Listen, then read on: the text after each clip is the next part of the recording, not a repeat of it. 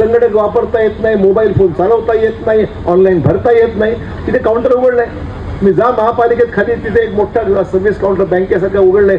जायचं आणि विचार साहेब मला हे माझा हा प्रॉब्लेम आहे, अर्ज घ्या माझा, मला हे ऑनलाईन द्या, ते पण होईल तुमचं. ज्याला संगणक चालवता येतं, ज्यांना फोन ऑनलाईन चालवता येतो, त्याला घर बसल्या मिळणार आहे. आणि ज्यांना काहीच करता येत नाही, अडाणी माणूस आहे, शिकलेला नाही, त्यांना ऑनलाईन जमत नाही, त्यांना महापालिकेमध्ये जाऊन सुद्धा आपला अर्ज देऊन त्या ठिकाणी ती सेवा तत्परतेने उपलब्ध करून देण्याकरता 15 ते 20 माणसं बसून आहेत सकाळी 10 वाजल्यापासून संध्याकाळी 6 वाजेपर्यंत. त्यामुळे तुम्ही त्याचाही फायदा घ्या, ऑनलाईन सेवेचाही फायदा घ्या. आणि आजपासून ही पाण्याची व्यवस्था या भागात चांगल्या पद्धतीने सुरू होणार आहे. आज नांदेडमध्ये 2 नव्या स्वीपिंग मशीन, स्वीपिंग म्हणजे काय, सफाई, शासनाने पाठवल्या आहे.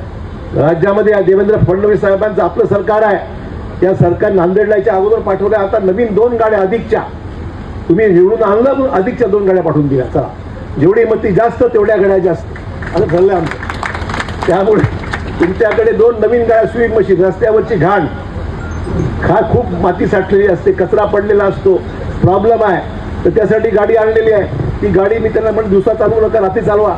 लोकांचे कारभार, लोक घरी झोपले की तुमचं काम चालू करा, तुम्ही रात्री झोपू नका, रात्री काम करा. आणि दिवसा लोकांना स्वच्छ त्या ठिकाणी रस्ता दिसला पाहिजे.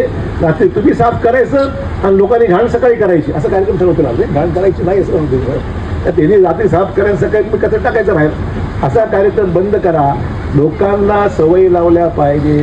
घर साफ आहे तर कचरा कुठं आहे, रस्त्यावर, घराच्या बाहेर कचरा. आणि मग काय बघा साहेब, महापालिका कचरा नेलाच नाही. आपणच कचरा करायचा, आपणच नीट कचरा नीट साठवला आणि कचरा घंटा गाडीकडे देऊन टाकला तर तो काम संपेल.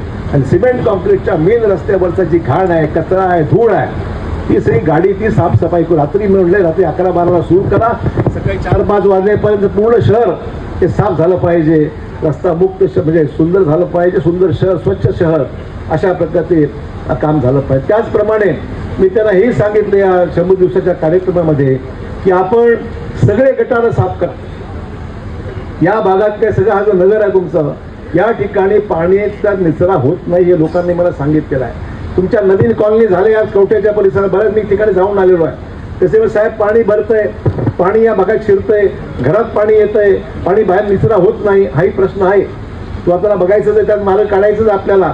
परंतु आपल्याला आता गटारं साफ जर नाही केली तर पाणी गटारातून निचरा होणार नाही. आणि त्यामुळे गटारातली घाण, त्याचं पाणी, त्याचं जे काही चिखल, कचरा ही जी काढावं लागतं, एक सक्शनची गाडी आहे, ती गाडी सुद्धा आणलेली आहे.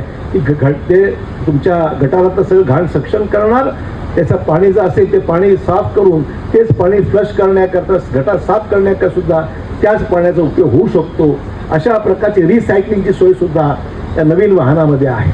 आणि त्यामुळे आज जवळपास 3-4 नवीन वाहनं ही नांदेड शहराला महाराष्ट्र सरकारतर्फे, आपल्या सरकारतर्फे देण्यात आलेली आहे. नांदेड शहर स्वच्छ करण्याकरता, गटार स्वच्छ करण्याकरता. आणि आज पाण्याचा हा नवीन प्रयोग या ठिकाणी 24/7 ही सुरुवात आपली होत आहे. आणि त्याचबरोबर आज नांदेड शहरातल्या जवळपास 74 सेवा ऑनलाईन, आमची जी कमिटमेंट होती की लोकांना महापालिकेत चक्रा मारायची गरज पडू नये, ऑनलाईन काम झालं पाहिजे, लवकर झालं पाहिजे, अशा दृष्टीने हे सुद्धा आपण आता उपलब्ध करून दिलं आहे. त्यामुळे मी नांदेडवासी